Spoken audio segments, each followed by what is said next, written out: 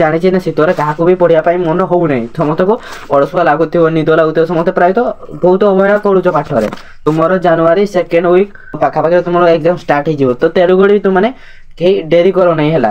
ମୁଁ ତୁମକୁ ବାର କହୁଛି ଯେ ତୁମ ପାଖରେ ଏଇନା ବେଶୀ ସମୟ ନାହିଁ, ଏଇ ଯେଉଁ ଶୀତ ଋତୁଟା ଚାଲିଛି ହେଲା, ଏଇ ଶୀତରେ ତୁମର ଏକ୍ଜାମ କେତେରେ ସରିଯିବ ତୁମେ ଜାଣିପାରିବ ନାହିଁ। ତେଣୁକରି ତୁମେ ପାଠ ପଢ ହେଲା, ତୁମେ ଭିଡ଼ିଓ ଦେଖ, ଗୁରୁତ୍ୱ ଦିଅ। ଯଦି ତୁମକୁ ପାଠ ପଢିବାକୁ ମନ ହଉନାହିଁ, ସକାଳେ ଭାବୁଛ ରାତିରେ ପଢିବ, କିନ୍ତୁ ରାତିରେ ଶୀତରେ ହିଁ ତୁମେ ପଢିପାରୁନ ହେଲା, ତୁମେ କମଳ ଫମଳ ଘୋଡ଼େଇକିନା ବସୁଛ, ଯାହାଦ୍ୱାରା ତୁମକୁ ନିଦ ଲାଗୁଛି ଏବଂ ତୁମେ ଶୋଇଯାଉଛ।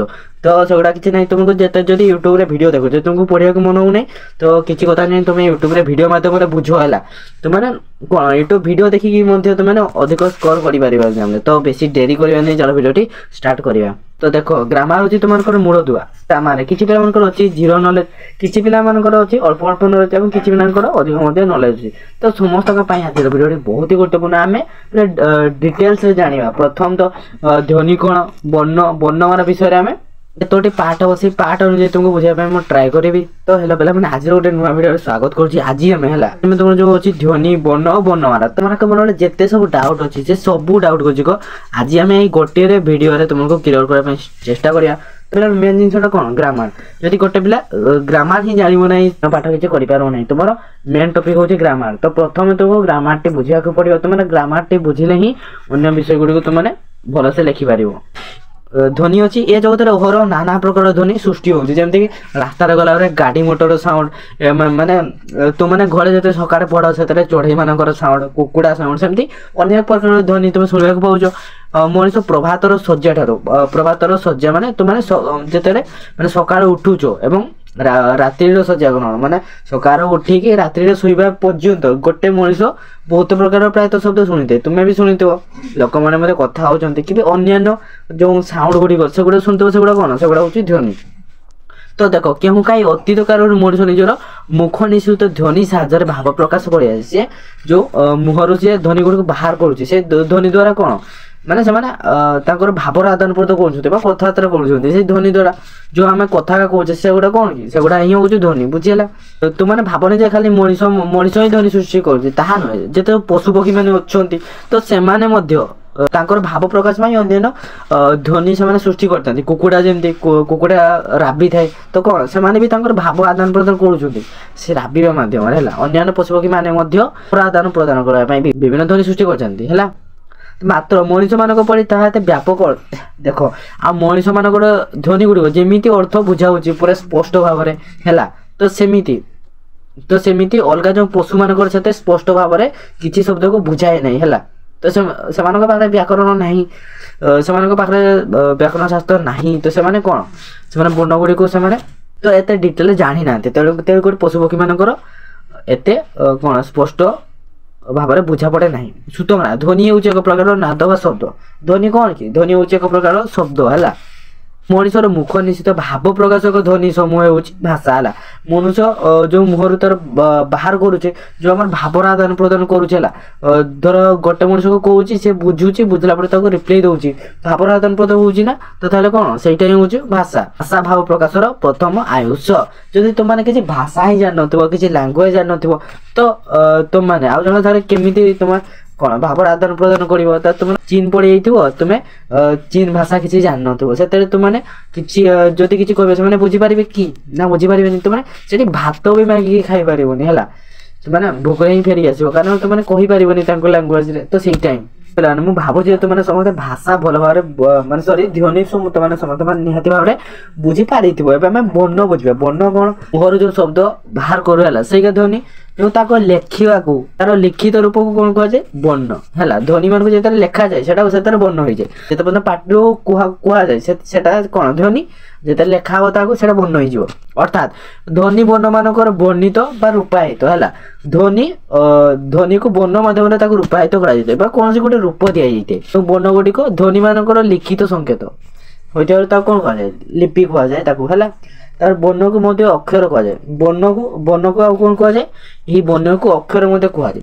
ବିଭିନ୍ନ ଭାଷାରେ ବିଭିନ୍ନ ସଂଖ୍ୟକ ବର୍ଣ୍ଣ ଥାଏ। ସବୁ ଭାଷାରେ ତ ସେମ୍ ନଥାଏ। ଓଡ଼ିଆରେ ଯେମିତି 50ଟି ବର୍ଣ୍ଣ ଥାଏ, ସେମିତି ଇଂରାଜୀରେ 26ଟି ବର୍ଣ୍ଣ ଥାଏ। ଅଲଗା ଅଲଗା ଲାଙ୍ଗୁଏଜରେ ଅଲଗା ଅଲଗା ବର୍ଣ୍ଣ ଥାଏ, ସମସ୍ତଙ୍କର ସେମ୍ ନଥାଏ ହେଲା। ତ ସେମାନଙ୍କ ମଧ୍ୟରେ ଆକାର ଓ ଉଚ୍ଚାରଣ ପାର୍ଥକ୍ୟ ପରିଲକ୍ଷିତ ହୁଏ ନିହାତି ଭାବରେ।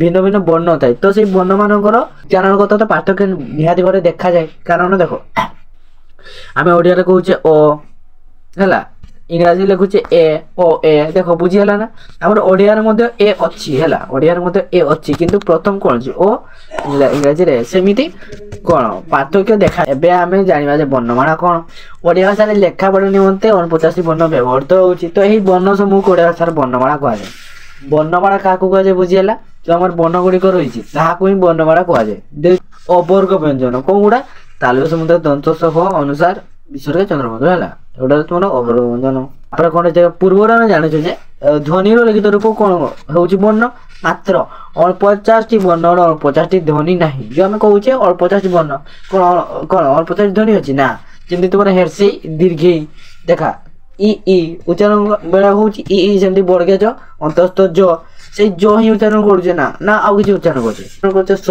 କିନ୍ତୁ ତାର କେତେ ବର୍ଣ୍ଣ ଅଛି 3ଟି ବର୍ଣ୍ଣ ଅଛି ତ ସେମିତି ଯେମିତି ଆମର 50ଟି ବର୍ଣ୍ଣ ଅଛି କିନ୍ତୁ ସେଇ 50ଟି ବର୍ଣ୍ଣର 50ଟି ଧ୍ୱନି ନାହିଁ ହେଲା ତାପରେ କ'ଣ ଅଛି ଦି ନ ତ ଦିନ ଦିନ ମାନେ ଅଲଗା ଅଛି ତାର ମିନିଂ ହେଲା ଯେମିତି ଜ ଳ ବର୍ଗା ଜ ଲାଗିଛି ଏତେ ଅନ୍ତସ୍ଥ ଜ ସ ଆମେ ସାଧାରଣତଃ ପଢୁଛେ କ'ଣ ଯଶ ଜଳ ଆମ ଓଡ଼ିଆ ଭାଷାରେ ଯେତୋଟି ଧ୍ୱନି ଅଛି ତାଠୁ ବେଶୀ ବର୍ଣ୍ଣ ସଂଖ୍ୟା ରହିଛି ହେଲା 50ଟି ବର୍ଣ୍ଣ ଅଛି କିନ୍ତୁ ତାର ଧ୍ୱନି ସେତିକି ନାହିଁ ତାପରେ ଦେଖିବା କ'ଣ ଅଛି ନା ଓଡ଼ିଆ ଭାଷାରେ ବ୍ୟବହୃତ ବର୍ଣ୍ଣମାନଙ୍କୁ ମୁଖ୍ୟତଃ ଦୁଇ ଭାଗରେ ବିଭକ୍ତ କରାଯାଏ କ'ଣ ଗୋଟେ ହେଉଛି ଆମର ସ୍ୱର ବର୍ଣ୍ଣ ଆଉ ଗୋଟେ ହେଉଛି ତୁମର ବ୍ୟଞ୍ଜନ ବର୍ଣ୍ଣ ଦୁଇଟି ବର୍ଣ୍ଣ ଅଛି ହେଲା କୌଣସି ବର୍ଣ୍ଣର ସାହାଯ୍ୟ ନ ନେଇକି ଉଚ୍ଚାରିତ ହେଉଥିବା ବର୍ଣ୍ଣମାନଙ୍କୁ ସ୍ୱର ବର୍ଣ୍ଣ କୁହାଯାଏ ଦେଖ ତୁମର ଓଡ଼ିଆ ଭାଷାରେ ସ୍ୱର ବର୍ଣ୍ଣର ସଂଖ୍ୟା ହେଉଛି କେତେ 11ଟି ସ୍ୱର ବର୍ଣ୍ଣ ଅଛି କ'ଣ ଓ ଆ ସେଇ ଦୀର୍ଘ ହର୍ଷ ଦୀର୍ଘ ରୁ ଏ ଓଇ ଓ ଓ ହେଲା ଯେତେବେଳେ ଆମେ କହୁଛେ ଓ ସେଟା ଦେଖ ଅନ୍ୟ ବର୍ଣ୍ଣର ସାହାଯ୍ୟ ନେଉଛି କି ନା ସେ ଜଣେ ହିଁ ଓ ଆ ଇ ହେଲା ଉ ଏ ଓ ଯଦି ଆମେ କହୁଛେ କ ତାହେଲେ କ'ଣ କ ଓ ସେଠି ଓ ଉଚ୍ଚାରଣ ହେଉଛି ନା ଓ କ ପରେ ଓ ଅଛି ତେଣୁ ସେଟା କ'ଣ ସେଟା ହବ ବ୍ୟଞ୍ଜନ ବର୍ଣ୍ଣ ସ୍ୱରବର୍ଣ୍ଣ ହବ ନାହିଁ କ୍ଲିୟର ତାପରେ କ'ଣ ଅଛି ସଂସ୍କୃତ ଭାଷାରେ ଦୀର୍ଘ ରୁର ବ୍ୟବହାର ଅଛି ଯଥା ଯୋଉ ତୁମର ପିତୃନ୍ ମାତୃନ୍ ସେମିତି ବ୍ୟବହାର ହୋଇଥାଏ କିନ୍ତୁ ଓଡ଼ିଆରେ ରୁର ବ୍ୟବହାର ଏତେ ନାହିଁ କ'ଣ ଲୁର ବ୍ୟବହାର ମଧ୍ୟ ଓଡ଼ିଆରେ ନାହିଁ ଲୁ ଜାଣିଛ ଲୁ ଗୋଟେ ଆଗରୁ ଥିଲା ସେଟା କ'ଣ ଏବେ ବର୍ତ୍ତମାନ ଆମର ତାର ବର୍ଣ୍ଣ ନାହିଁ ହେଇନା ହେଲା ଲୋପ ପାଇଯାଇଛି ଏବେ ଆମେ ଜାଣିବା ହର୍ଷ ସ୍ୱର ଆଉ ଦୀର୍ଘ ସ୍ୱର କ'ଣ ଉଚ୍ଚାରଣ ଅନୁସାରେ କ'ଣ ସ୍ୱର ବର୍ଣ୍ଣ ମାନଙ୍କୁ ଦୁଇଟି ଶ୍ରେଣୀରେ ବିଭକ୍ତ କରାଯାଇଛି ଗୋଟେ ହେଉଛି ହର୍ଷ ସ୍ୱର ଆଉ ଗୋଟେ ଦୀର୍ଘ ସ୍ୱର ଦେଖ ସ୍ୱର ବର୍ଣ୍ଣକୁ କେତେ ଭାବରେ ବିଭକ୍ତ କରାଯାଇଛି ବର୍ଣ୍ଣକୁ ଦୁଇ ଭାବରେ ବିଭକ୍ତ କରାଯାଇଛି ହେଲା ସେମିତି କ'ଣ ସ୍ୱରବର୍ଣ୍ଣ ବ୍ୟଞ୍ଜନ ବର୍ଣ୍ଣ ସେମିତି ସ୍ୱରବର୍ଣ୍ଣ କେତେ ବିଭକ୍ତ କରାଯାଇଛି ସେଇ ଦୁଇ ଭାଗରେ ହେଲା ସ୍ୱରବର୍ଣ୍ଣକୁ ଦୁଇ ଭାଗରେ ବିଭକ୍ତ କରାଯାଇଛି କ'ଣ ଗୋଟେ ହେଲା ତୁମର ହର୍ଷ ସ୍ୱର ଆଉ ଗୋଟେ ଦୀର୍ଘ ସ୍ୱର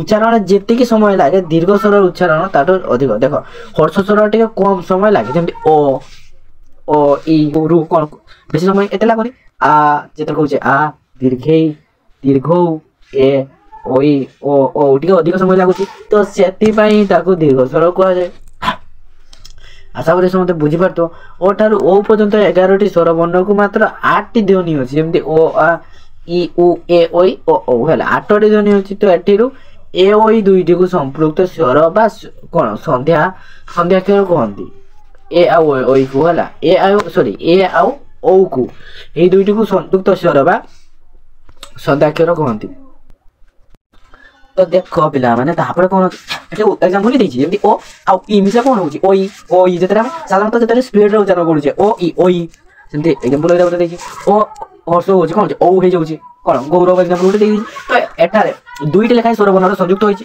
ଦ୍ରୁତ ଉଚ୍ଚାରଣ ହେଲେ ଓ ଇ ଓ ଉ ଔରେ ପରିଣତ ହୋଇଅଛି ତ ଦେଖ ଯେଉଁ ବର୍ଣ୍ଣ ଗୁଡ଼ିକ ସ୍ୱର ବର୍ଣ୍ଣର ସାହାଯ୍ୟ ବିନା ଉଚ୍ଚାରିତ ହୋଇପାରନ୍ତି ନାହିଁ ସେମାନଙ୍କୁ ବ୍ୟଞ୍ଜନ ବର୍ଣ୍ଣ କୁହାଯାଏ ଅର୍ଥାତ୍ ତୁମର କ'ଣ ଅଛି ସ୍ୱର ବର୍ଣ୍ଣ ସହିତ ଯୁକ୍ତ ହେଲେ ବ୍ୟଞ୍ଜନ ବର୍ଣ୍ଣ ଗୁଡ଼ିକ ଉଚ୍ଚାରଣ ହୁଅନ୍ତି ଅଛି କ'ଣ 38ଟି ଯଥା କ'ଣ କ'ଣ ଅଛି ଦେଖିବା ଦେଖ ପ୍ରଥମେ ଆସିଲା ତୁମର କ ବର୍ଗର କ'ଣ କ'ଣ ଅଛି ତୁମର ପାଞ୍ଚଟା ଗୁଳିବ ହେଲା କ ଖ ଗ ଘ ସେମିତି ଚରେ ଚଛ ଚଛ ନିଅ ସେମିତି ତୁମର କଚଟ ତପ ହେଲା କଚଟ ତପରେ ତୁମର କ ଖ ଗ ଘ ଚଛ ଚଛ ନିଅ ଟ ଟ ମଧ୍ୟର ତତ ଦନ୍ତନ ପପ ପପ ମ ସେମିତି ତୁମର ପାଞ୍ଚଟି ଲେଖାଏ କ'ଣ ବର୍ଗ ବିଭକ୍ତ କରାଯାଇଛି ବର୍ଣ୍ଣ କାହାକୁ କୁହାଯାଏ ୟ କ'ଣ ଜ ୟ ର ଳ ଲ ୱ ଉଚ୍ଚାରଣ କ୍ଷେତ୍ରରେ ଏହି ବର୍ଣ୍ଣଗୁଡ଼ିକ ଏହି ବର୍ଣ୍ଣଗୁଡ଼ିକ ସ୍ୱର ଓ ବ୍ୟଞ୍ଜନର ମଧ୍ୟବର୍ତ୍ତୀ ହେରୁ ଅନ୍ତସ୍ଥ ବର୍ଣ୍ଣ ନାମରେ ପରିଚିତ। ଏମାନଙ୍କୁ ମଧ୍ୟ ଅର୍ଦ୍ଧସ୍ୱର କୁହାଯାଏ ହେଲା। ଯେଉଁ ଆମର ଅନ୍ତସ୍ଥ ବର୍ଣ୍ଣ କ'ଣ କ'ଣ? ଅନ୍ତସ୍ଥ ଜ, ଅନ୍ତସ୍ଥ ୟ, ଅନ୍ତସ୍ଥ ର, ଳ, ଲ, ୟ, ୱ ହେଲା ୱ। ତ ଏଗୁଡ଼ା କ'ଣ? ଏଗୁଡ଼ା ହେଉଛି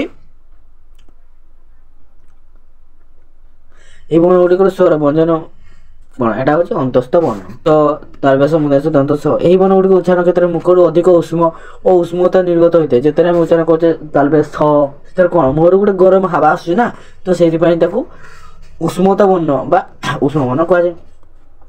ଆଶ୍ରିତ ବର୍ଣ୍ଣ ତାପରେ ହେଲା ଅନୁସାର ବିଷୟରେ ଚନ୍ଦ୍ରବର୍ଣ୍ଣ, ଏହି ବର୍ଣ୍ଣଗୁଡ଼ିକ ସ୍ୱର କିମ୍ବା ବ୍ୟଞ୍ଜନ ବର୍ଣ୍ଣର ଆଶ୍ରୟ ବିନା ଉଚ୍ଚାରିତ ହୋଇପାରନ୍ତି ନାହିଁ, ଏଣୁ ଏଗୁଡ଼ିକର ଆଶ୍ରିତ ବର୍ଣ୍ଣ କୁହାଯାଏ। ତେଣୁ ବ୍ୟାକରଣିକ ଏମାନଙ୍କର ଅଯୋଗ ଭାବ ବର୍ଣ୍ଣ ନାମରେ ମଧ୍ୟ ନାମିତ କରେ।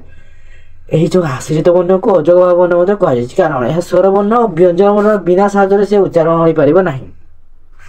ଅନୁନାସିକ ବର୍ଣ୍ଣ ପ୍ରତ୍ୟେକ ବର୍ଗର ପଞ୍ଚମ ବର୍ଣ୍ଣ ହେଲା, ଯେଉଁ ଆମେ ଦେଖିଥିଲେ ଦେଖେଇ ଦେଉଛି ରୁହ ଦେଖ, ଯେଉଁ ଆମେ ବର୍ଣ୍ଣକା ଦେଖିଥିଲେ এই প্রত্যেক বর্ণর পঞ্চম বর্ণ, তার মানে তো এই ହେଲା উ, নিয়, মূর্ধন্য, ন, ম, এগুলা କ'ଣ? এগুলা হচ্ছে তোমার অনুনাসিক বর্ণ, কারণ এগুড়িক বিনা নাসিকার, তুমি বিনা নাকর সাহায্যে উচ্চারণ করিপার ନାହିଁ। ম, দন্তেন্ন ହେଲା উ, তোমার নাসিকার সাহায্য নেବାକୁ ହିଁ ପଡ଼ିବ, ତେଣୁ ଏଗୁଡ଼ିକ ଅନୁନାସିକ ବର୍ଣ୍ଣ କୁହାଯାଏ। ତାପରେ ଦେଖିବା କ'ଣ ଅଛି। তো দেখো আমি যেতেবেলে সেটা সর্টরে বুঝাকে ট্রাই করিবা হেলা, তো ভিডিওটি অধিক লম্বা করিবানি। এটা দেখো তোমার আসিলা প্রথম কোন দেখি দেউছি। প্রথম আসিলা তোমার কণ্ঠ বর্ণ, কোন কোন যেমিতি কি ও, আ, ক, খ, গ, ঘ, উ হেলা। হ অনুসারে স্যার কণ্ঠর উচ্চারণ হচ্ছে ও, ও দেখো আমার কণ্ঠর ভাইব্রেট হচ্ছে, কণ্ঠর উচ্চারণ হচ্ছে, তেমনি তার কণ্ঠ বর্ণ কুহাযাଏ তালব্য বর্ণ। আমার তাড়ু যোটা হেলা, তার উচ্চারণ হচ্ছে তালবে স, ইয়, ই ইত্যাদি। তারপরে মূর্ধার উচ্চারণ হচ্ছে সেটা মূর্ধন্য বর্ণ। দান্তরু তথ তথ କ'ଣ ତ, ସେ ଦାନ୍ତର ଉଚ୍ଚାରଣ ହଉଛି ସେଟା ଦନ୍ତ ବର୍ଣ୍ଣ। ଅଷ୍ଟବର୍ଣ୍ଣ ଅଠର ସାଜନକୁ ପଡୁଛି ପ, ଅଠରଟା ଭିଡି ହଉଛି, ତେଣୁକରି କ'ଣ ସେଟା ଅଷ୍ଟବର୍ଣ୍ଣ। ତାପରେ କଣ୍ଠ ତାଳୁ ଏ, ଓ ସେଟା କ'ଣ କଣ୍ଠ ବର୍ଣ୍ଣ ବି ଏବଂ ତାଳୁର ବି ସାଜନ ହଉଛି, କଣ୍ଠର ବି କଣ୍ଠ ସାଜନ ହଉଛି, ତାଳୁର ବି ସାଜନ ହଉଛି, ତେଣୁକରି ସେଟା କଣ୍ଠ ତାଲବ୍ୟ ବର୍ଣ୍ଣ। ଆଉ ଯୋଉଟା କଣ୍ଠ ଆଉ ଅଷ୍ଟ ସାଜନ ହଉଛି କଣ୍ଠସ୍ଥ ବର୍ଣ୍ଣ। ଆଉ ଯୋଉଟା ଦନ୍ତ ଆଉ ଅଷ୍ଟ ଦନ୍ତସ୍ଥ ବର୍ଣ୍ଣ। ଆଉ ଯୋଉଟା ମୁଖ ଆଉ ନାସିକା ଅନୁନାସିକ ବର୍ଣ୍ଣ। କଣ୍ଠ ତାଳୁ ନାସିକା ଅନୁନାସିକ ବର୍ଣ୍ଣ, ବୁଝିଗଲା। ତାପରେ ଦେଖିବା କ'ଣ ଅଛି। ତାପରେ ଦେଖ ଆମର ପ୍ରାଣ ଭିତ୍ତିରେ କେମିତି ବିଭାଗୀକରଣ କରାଯାଇଛି ହେଲା। ଗୋଟେ ହଉଛି ଆମର ଅଳ୍ପ ପ୍ରାଣ ବ୍ୟଞ୍ଜନ, ଆଉ ଗୋଟେ ହେଲା ତମର ମହାପ୍ରାଣ ବ୍ୟଞ୍ଜନ। ଅଳ୍ପ ପ୍ରାଣ ବ୍ୟଞ୍ଜନ କ'ଣ? ଯେଉଁ ବର୍ଣ୍ଣମାନଙ୍କର ଉଚ୍ଚାରଣରେ ଅଳ୍ପ ପ୍ରାଣ ବା ବାୟୁ ନିର୍ଗତ ହୁଏ ହେଲା, ଅଳ୍ପ ବାୟୁ ନିର୍ଗତ ହୁଏ, ସେମାନଙ୍କୁ ଅଳ୍ପ ପ୍ରାଣ ବ୍ୟଞ୍ଜନ କହନ୍ତି।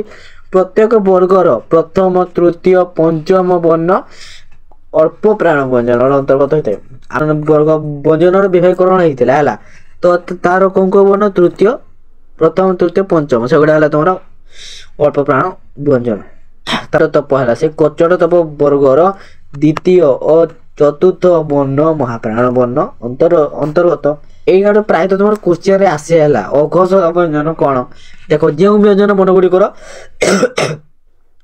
ଯେଉଁ ବ୍ୟଞ୍ଜନ ବର୍ଣ୍ଣର ଉଚ୍ଚାରଣ ସମୟରେ ସ୍ୱରତନ୍ତ୍ରୀ କମ୍ପିତ ହୋଇନଥାଏ ସେଗୁଡ଼ା ସଘୋଷ ବ୍ୟଞ୍ଜନ। ପ୍ରତ୍ୟେକ ବର୍ଗର ପଞ୍ଚମ ଓ ଦ୍ୱିତୀୟ ବର୍ଣ୍ଣ ତଥା ତାଲବେଶ ମୁଦେଶ ଦନ୍ତସ କ'ଣ? ତାଲବେଶ ମୁଦେଶ ଦନ୍ତ ଆମର ସ୍ୱରତନ୍ତ୍ରୀ କମ୍ପିତ ହଉନାହିଁ, ତେଣୁକରି ଏକା ଅଘୋଷ ବ୍ୟଞ୍ଜନ, ବୁଝିଗଲା। ତାପରେ ଦେଖିବା କ'ଣ ଅଛି। ତ ଦେଖ ତାପରେ ହେଲା ତମ ସଘୋଷ ବ୍ୟଞ୍ଜନ। ଯେଉଁ ବ୍ୟଞ୍ଜନ ବର୍ଣ୍ଣ ଗୁଡ଼ିକରେ ଉଚ୍ଚାରଣରେ ସ୍ୱରତନ୍ତ୍ରୀ କମ୍ପିତ ହୋଇଥାଏ ସେଗୁଡ଼ାକ ସଘୋଷ ବ୍ୟଞ୍ଜନ କୁହାଯାଏ। ପ୍ରତ୍ୟେକ ବର୍ଗର ତୃତୀୟ, ଚତୁର୍ଥ, ପଞ୍ଚମ ବର୍ଣ୍ଣ ତଥା ଅନ୍ତସ୍ଥ ଜର ଓ ସେଗୁଡ଼ା ହେଉଛି ତୁମର ସଘୋଷ ବ୍ୟଞ୍ଜନ, ବୁଝିଗଲା। ସଘୋଷ ବ୍ୟଞ୍ଜନ କ'ଣ? ତାପରେ ଦେଖିବା।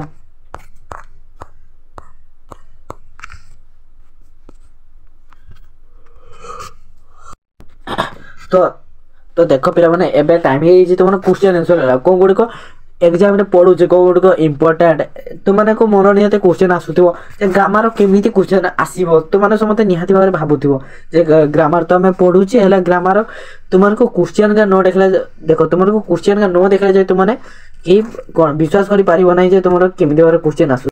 ଯେ ଯେଉଁ ପିଲା ଡରୁଛନ୍ତି ଗ୍ରାମାର ତାଙ୍କୁ ଏଇ କ୍ୱେଶ୍ଚିନ୍ ଗୁଡ଼ିକୁ ପଠେଇ ଦିଅ, କେତେ ଇଜି ହେଲା। ସେମାନେ କାହିଁକି ଡରୁଛନ୍ତି? ବର୍ଣ୍ଣ କାହାକୁ କୁହାଯାଏ ଏବେ ଦେଖିବା। ବର୍ଣ୍ଣ କ'ଣ?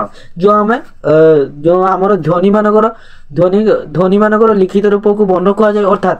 ଅର୍ଥାତ୍ ଧ୍ୱନି ବର୍ଣ୍ଣ ମାନଙ୍କରେ ବର୍ଣ୍ଣିତ ଓ ରୂପାୟିତ ହୋଇଥାଏ।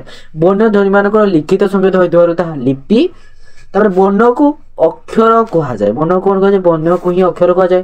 ବିଭିନ୍ନ ଭାଷାରେ ବିଭିନ୍ନ ସଂଖ୍ୟକ ବର୍ଣ୍ଣ ଥାଏ ହେଲା। ତ ସେମାନଙ୍କ ମଧ୍ୟରେ ଆକାର ଓ ଉଚ୍ଚାରଣ କଥା ପାର୍ଥକ୍ୟ ପରିଲକ୍ଷିତ ହୁଏ, ତାହାକୁ ବର୍ଣ୍ଣ କୁହାଯାଏ। ତାପରେ ଓଡ଼ିଆ ବର୍ଣ୍ଣରେ କେତୋଟି ବର୍ଣ୍ଣ ଅଛି? କେତୋଟି ଅଛି? 49ଟି। ଓଡ଼ିଆର ସ୍ୱର ବର୍ଣ୍ଣ କେତୋଟି ଓ ସେମାନଙ୍କର ଧ୍ୱନି କେତେ? ବର୍ଣ୍ଣ ହେଉଛି ତମର 11ଟି। ତ ସେଥିମଧ୍ୟରୁ କ'ଣ ଉଚ୍ଚାରଣ ମାନେ କେତୋଟି ଧ୍ୱନି ଅଛି ହେଲା? ଧ୍ୱନି କେତୋଟି? 8ଟି ହେଲା। 11ରୁ 8ଟିର ନିର୍ଦ୍ଦିଷ୍ଟ ଧ୍ୱନି ଅଛି। ତାପରେ ଦେଖିବା କ'ଣ ଅଛି? ବ୍ୟଞ୍ଜନ ବର୍ଣ୍ଣ କାହାକୁ କୁହାଯାଏ? 10ଟି ବ୍ୟଞ୍ଜନ ବର୍ଣ୍ଣ ଲେଖ। ଦେଖ ବ୍ୟଞ୍ଜନ ବର୍ଣ୍ଣ କାହାକୁ କୁହାଯାଏ ଆମେ କେମିତି ଜାଣିବା? ଯେଉଁ ବର୍ଣ୍ଣ ଗୁଡ଼ିକର ସ୍ୱର ବର୍ଣ୍ଣର ସାହାଯ୍ୟ ବିନା ଉଚ୍ଚାରିତ ହୋଇପାରିଥାଏ। ଦେଖ ଯେଉଁ ବର୍ଣ୍ଣ ଗୁଡ଼ିକ ସ୍ୱର ବର୍ଣ୍ଣର ବିନା ସାହାଯ୍ୟ ସେମାନେ ଉଚ୍ଚାରିତ ହୋଇପାରନ୍ତି ନାହିଁ, ସେମାନେ ହିଁ ବ୍ୟଞ୍ଜନ ବର୍ଣ୍ଣ ହେଲା। ଅର୍ଥାତ୍ ସ୍ୱର ବର୍ଣ୍ଣ ସହିତ ଯୁକ୍ତ ହେଲେ ବ୍ୟଞ୍ଜନ ବର୍ଣ୍ଣ ଗୁଡ଼ିକ ଉଚ୍ଚାରିତ ହୁଅନ୍ତି ହେଲା। ସ୍ୱର ବର୍ଣ୍ଣ ସହିତ ମିଶିକି ଯେମିତି ପ କ'ଣ ପ ଯୁକ୍ତ ପ ମିଶିକି କ'ଣ ହେଲା ପ, ସେମିତି ଯୁକ୍ତ ହେଇକି ଅଛି ନା ସ୍ୱର ବର୍ଣ୍ଣ ଆଉ ବ୍ୟଞ୍ଜନ ବର୍ଣ୍ଣ, ତେଣୁକରି ତାହାକୁ କୁହାଯାଏ ବ୍ୟଞ୍ଜନ ବର୍ଣ୍ଣ। ଦେଖିପାରିବ କ କ ଗ ଯାହା ପାରିବ ସେଇଟା 10ଟି। ଆଉ ପ୍ରତ୍ୟେକ ବର୍ଗର ତୃତୀୟ ବର୍ଣ୍ଣ ଗୁଡ଼ିକର ନାମ ଲେଖ। ଏଗୁଡ଼ା ହେଇଛି ତୁମମାନଙ୍କୁ 5ଟି ବର୍ଗ କଚଡ଼ ତମେ ଦେଖିଛ। ତ ସେଗୁଡ଼ାରୁ ଆସୁଛି କ୍ୱେଶ୍ଚନ୍, ତୁମେ ଦେଖ। ସେଇଠି ରହିଲେ ଦେଖା ହବ ପରେ ନେକ୍ସଟ କ୍ଲାସରେ। ଯଦି ଭିଡ଼ିଓଟି ତୁମମାନଙ୍କୁ ଭଲ ଲାଗୁଛି ତୁମ ସାଙ୍ଗମାନଙ୍କ ନିକଟରେ ମଧ୍ୟ ସେୟାର କର। ତ ରଖୁଛି, ଜୟ ଜଗନ୍ନାଥ।